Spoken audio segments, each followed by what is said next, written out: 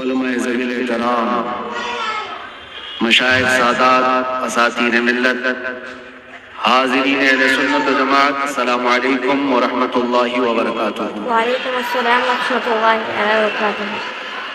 الحمد للہ، الحمد للہ الحنان المنان الذی خلق الانسان وعلمہ البیان۔ جن بچوں کو یہ تین چیزیں دی گئی ہیں میرے عزیزوں، پھر وہ جوانی میں قائد امت بن کر نکلتے ہیں، مصلح امت بن کر نکلتے ہیں۔ جی بے شک بے اور شک بڑے ہونے کے بعد آپ سوچتے ہو اب اس کو کیا سکھاؤں۔ ایک بات میں آپ کو بتاؤں، بچپن میں آپ نے اللہ اور اس کے رسول کی محبت اولاد میں ڈالی ہو تو بدلے میں ملتا ہے کہ جب یہ جوان ہوتا ہے اور آپ بوڑھے ہوتے ہیں، اللہ تمہاری محبت اس کے دل میں ڈالتا ہے، ماشاء اللہ، تمہاری محبت بدلے میں ڈالی جاتی ہے۔ بوڑھا ہونے کے بعد جو یہ چاہتا ہے کہ جوان بیٹا میری خدمت کرے، تو انہیں بچپن میں اگر اللہ اس کے رسول کے حوالے کیا ہوتا، آج اللہ تبارک و تعالیٰ اس کے دل میں تیری محبت ڈال دیتے، ہاں ہاں ضرور بدلے میں ملتا ہے۔ ورنہ بڑھاپے میں تم تمنا کرتے رہ جاؤ گے، یہ وہ اولاد جن کو تم نے دنیا ہی دی۔ بچہ جب بڑھ رہا تھا، جوان ہو رہا تھا، باپ تو اتنا اس کی تربیت پر اتاولا ہے، جو مانگا لا کر حاضر کر دیا، جی جی جو کھلونا بچے نے ہاتھ رکھ دیا لا کر رکھ دیا۔ تم یہ سمجھتے ہو میرے بچے کی ہر خواہش میں پوری کر رہا ہوں، میرا بچہ تو میرا ہے۔ تمہارے خون پسینے کی کمائی کی ہر چیز تم نے بچے کے سامنے حاضر کر دی۔ ان جوان لڑکیوں کو بھی میں نے دیکھا، 18 سال 20 سال باپ تربیت کرتا ہے، 6 مہینے کسی لڑکے سے دوستی ہو گئی، وہ ماں باپ کو ٹھکرا کر چلی گئی۔ کیوں ایسے حالات پیش آئے؟ ماں باپ کی اہمیت ان اولاد کی نظر کیوں نہیں آ پاتی؟ وجہ صرف یہ ہے بچپن میں جو تمہیں انہیں دینا تھا وہ نہیں دیا، دنیا خوب لا کر دے دی۔ جی حضور پاک صلی اللہ تعالیٰ علیہ وسلم سے پوچھا گیا کہ اپنی اولاد کو دیا جانے والا باپ کی طرف سے سب سے بہترین۔ تو السلام علیکم ورحمۃ اللہ تعالیٰ وبرکاتہ۔ آج ہم اس ویڈیو میں بتائیں گے، اللہ سب دکھ رہا ہے، مفتی صاحب نے کیا اچھا بیان کیا ہے، ہم آپ کو اس ویڈیو میں پورا بتائیں گے۔ تو آپ لوگ جو ہے نا اپنے بچوں کو اچھا تربیت دیں، انہی سب کا بیان ہے، تو آپ لوگوں کو اس میں ویڈیو میں بتایا جائے گا۔ تو چلیے ویڈیو میں آگے بڑھتے ہیں، اور لائک اینڈ سبسکرائب کر دیجیے گا اگر چینل پر نئے ہیں تو چلیے آگے بڑھتے ہیں۔ کیا ہو سکتا ہے؟ تم یہ سوچتے ہو نا، بچہ جب 6 سال کا ہوا، جی 7 سال کا 6 ہوا، سال کا 8 سال کا ہوا، 8 سال ہر کا ہوا، سال اس کا برتھڈے کا ہر انتظار سال اس کرتے کا ہیں، برتھڈے کا اور سوچتے انتظار میرے کرتے ہیں۔ بچے کے برتھڈے میں اس کو سب سے بہترین سب گفٹ سے دیتا بہترین ہوں، گفٹ سب سے بہترین ہدیہ۔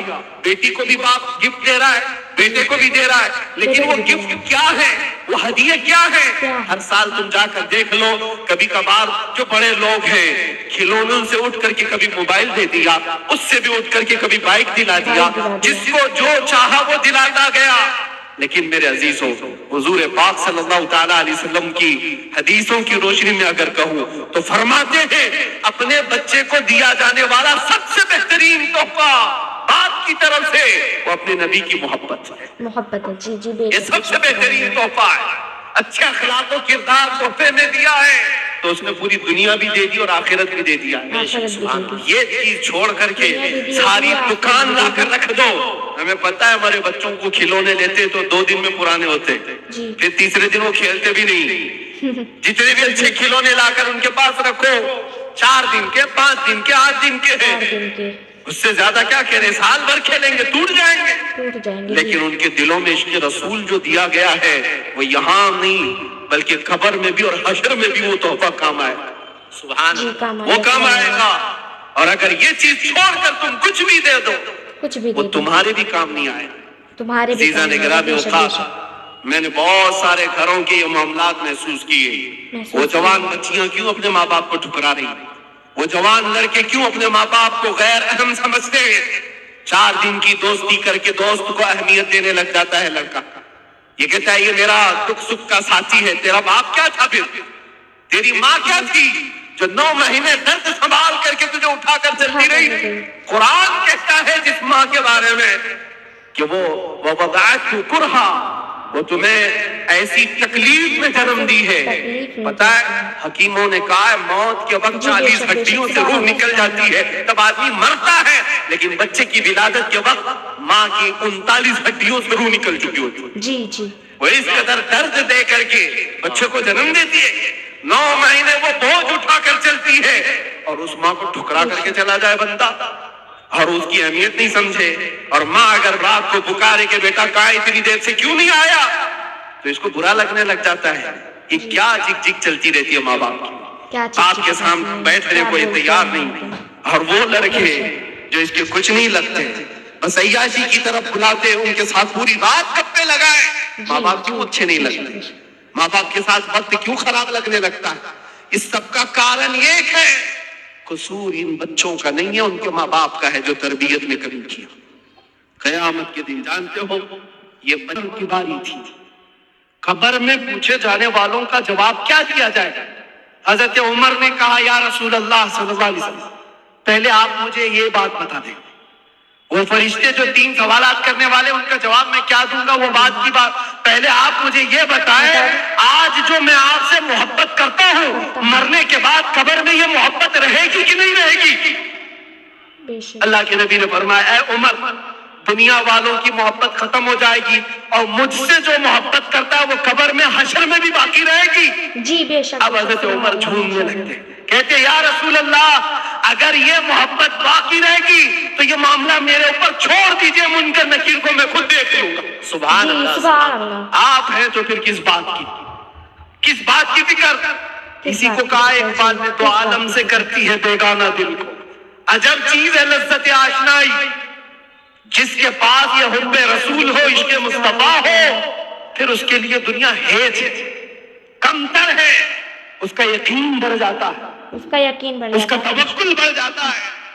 اسی لیے اے نوجوانوں آج میں نے محسوس کیا ہمارے پاس جمع کرنے کی کوئی چیز نہیں رہی, جو جمع کرنا چاہتے وہ ہاتھ سے نکل کے چلی جاتی, لیکن جتنے لوگوں کو جمع کرنا چاہو وہ بھی ٹوٹتے رہ جاتے. دنیا میں آپ زندگی گزار کر کے دیکھ لینا, یہ دنیا کو سمیٹتے سمیٹتے رہ جاؤ گے, کبھی پورے ہاتھ میں نہیں آتا.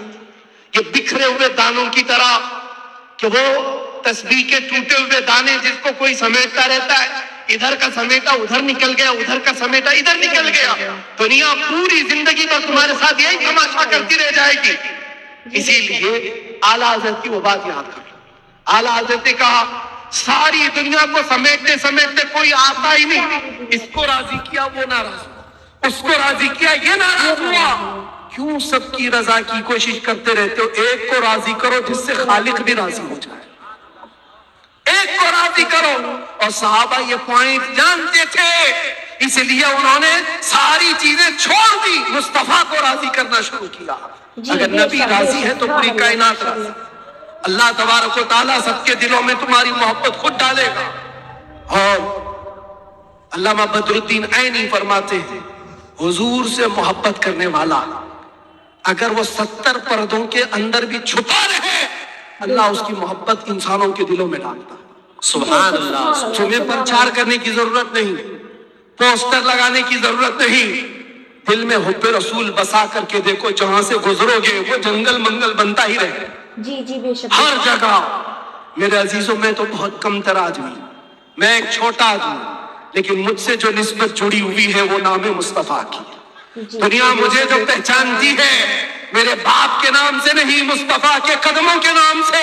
جی بے شک. اور اسی لیے میں فخر سے کہتا ہوں یا رسول اللہ میری بات بن گئی ہے تیری بات کرتے کرتے. جی میری بات بن گئی ہے تیری بات کرتے کرتے. ہم نے دیکھا ہے ان کی جو بات کرتا ہے ہر دل پہ راج کرتا ہے.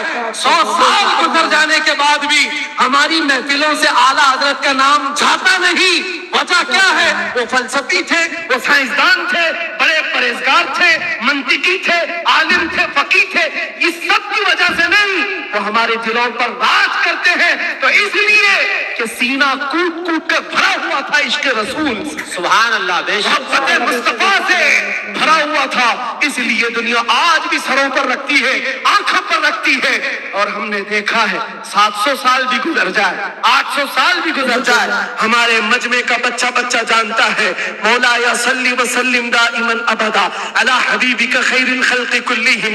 قصیدہ بردہ شریف، اس کے اشعار عربی میں ہے، سمجھ میں نہیں آتے لیکن پھر بھی جھوم جاتے ہو، کس نے پڑھا تھا یہ بھی نہیں معلوم، لیکن 700 سال پہلے ایک ایسا عاشق رسول تھا جس کو لقوے کی بیماری ہو گئی تھی، فالج ہو گیا تھا، پیرالائز ہو گیا تھا، بستر پر لیتا، سارے حکیموں نے کہہ دیا علاج نہیں ہوگا، ہاتھ اور پیر اٹھائے نہیں جا رہے تھے، اور عاجز و مجبور ہو کر اپنے بستر پر لیٹ کر کے یہ پکارا تھا مولا صلی وسلم دائما ابدا علی حبیبک خیر الخلق کلہم امن تذکر جیران بذی سلم مزجت دمعا جرى من مقلة بدم ام هبت الريح من تلقاء كاظمة او اومض البرق في الظلماء من اظم فما لعينيك ان قلت فاهمتا وما لقلبك ان قلت استفق يهمي محمد سيد الكونين والثقلين والفريقين من عرب ومن عجم نبينا الآمر الناهي فلا أحد أبر في قول لا منه ولا نعم